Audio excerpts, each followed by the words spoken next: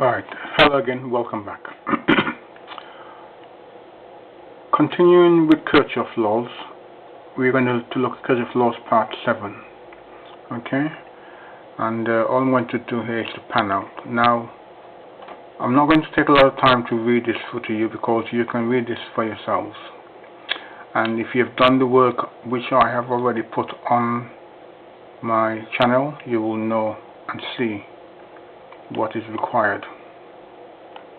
Okay, now again, draw out the diagrams, write out the text. Do not assume you can do it from the screen. It will not work.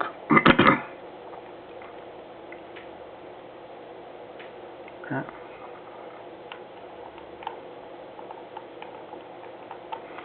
Here again we have the diagram of the circuit which we're talking about and which you need to draw out in order to improve your understanding.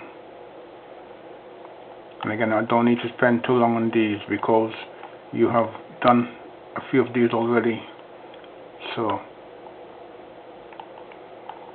I don't need any reason to linger on to it. Okay.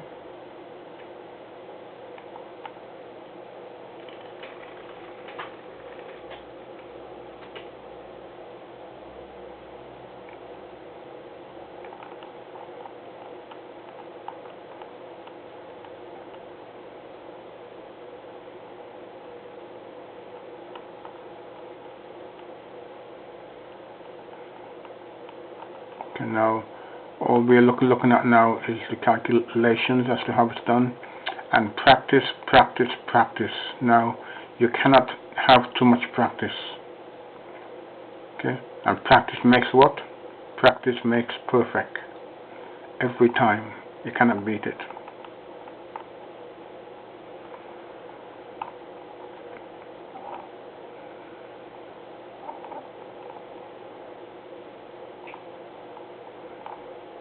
Okay, I think we'll stop there for now. I think that's it for me, and I'll say a pleasant good evening to you.